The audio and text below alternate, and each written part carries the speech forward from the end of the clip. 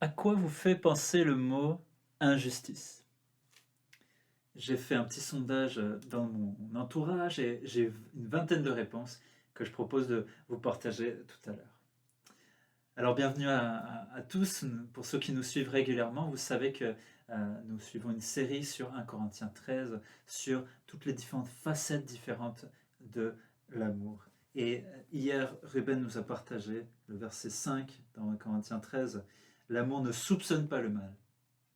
Aujourd'hui, nous continuons avec le verset 6.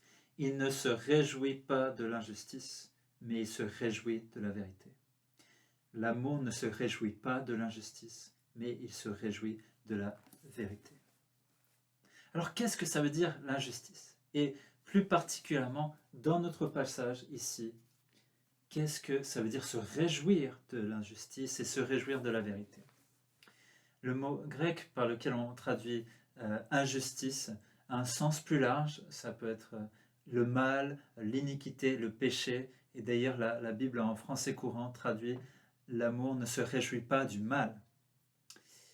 Remarquez que dans ce verset, il y a deux choses qui sont mises en lien, l'injustice et la vérité. Alors on peut se demander quel est ce lien-là, pourquoi la vérité n'est pas opposée au mensonge. Romains 19, Romains 1, verset 19 nous dit par leur injustice, ils tiennent la vérité prisonnière. Et Romains 2, 8 dit ceux qui, par esprit de dispute, sont rebelles à la vérité et obéissent à l'injustice. Donc on voit que dans ces versets pour Paul, s'opposer à la vérité, c'est pratiquer l'injustice. Donc on peut dire que se réjouir de la vérité, c'est pratiquer la justice. Vous voyez le lien? On pourrait paraphraser notre verset 6. L'amour ne se réjouit pas quand on fait du mal, mais se réjouit quand on fait du bien. Donc dans ce verset, se réjouir de la vérité et s'attrister de l'injustice sont vraiment deux facettes d'une même pièce, d'un même aspect. Qu'ont répondu les personnes de mon sondage sur le thème de l'injustice? Alors j'ai voulu faire ce sondage pour me donner une image globale de ce thème de l'injustice, pour voir ensuite de quelle injustice parle Paul dans ce passage-là. J'ai fait 4 catégories dans les réponses que j'ai eues. Première catégorie, ce sont les injustices qu'on subit. Quelqu'un m'a dit ne pas naître avec le bon nom.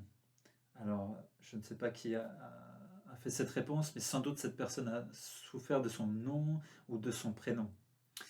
Quelqu'un d'autre a répondu pour les profs, c'est qu'on leur dise qu'ils sont fainéants.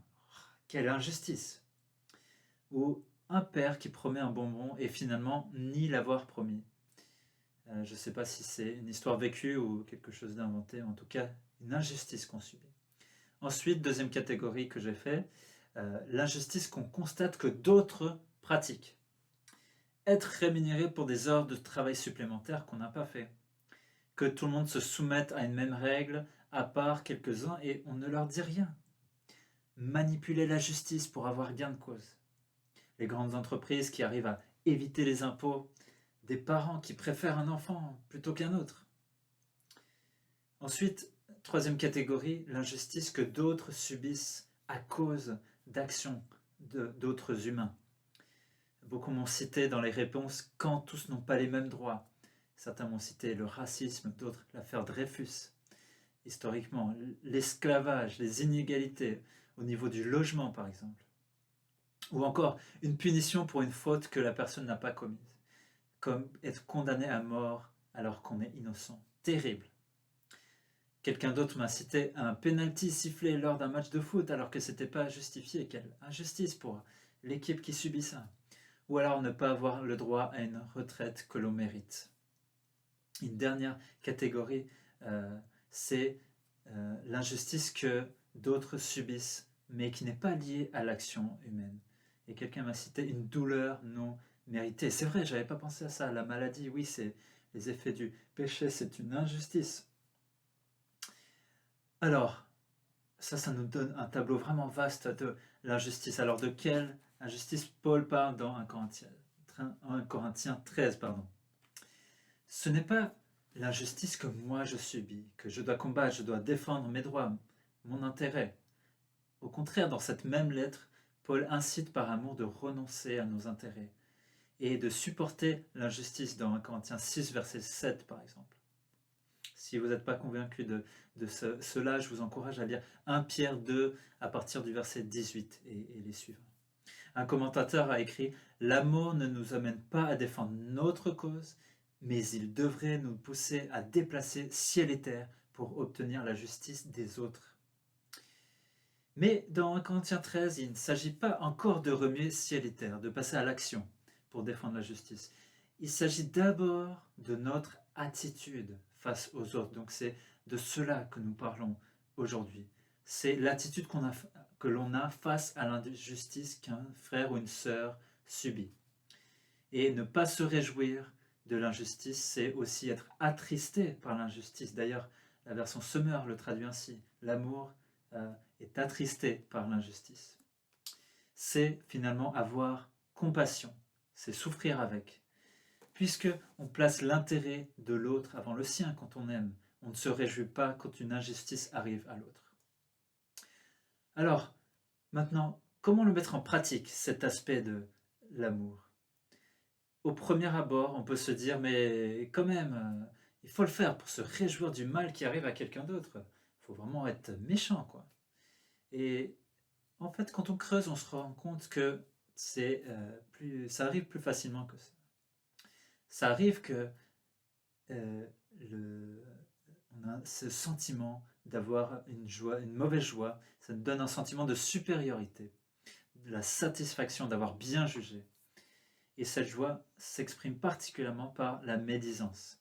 Les commérages ne seraient pas aussi répandus, dit un commentateur, si les humains n'éprouvaient pas de plaisir à dire du mal de leur prochain. Alors je me suis posé la question, comment dans ce contexte de confinement, est-ce que ça peut nous concerner? De quelle sorte d'injustice est-ce qu'on peut être confronté? Comment est-ce qu'on peut se réjouir de l'injustice dans notre contexte de confinement? Quand quelqu'un qu'on n'aime pas, ou quelqu'un de qui on est jaloux, ne vit pas bien son confinement, on peut même dire à d'autres, ah oui, ça doit être difficile. Et au fond de nous-mêmes, en fait, on est content que cette personne ait des difficultés, parce qu'on est jaloux ou qu'on n'aime pas cette personne. Autre exemple, quand un politicien a le Covid-19 et qu'on n'aime pas du tout cette politique-là, on peut être content qu'il souffre ou qu'il soit arrêté dans son travail.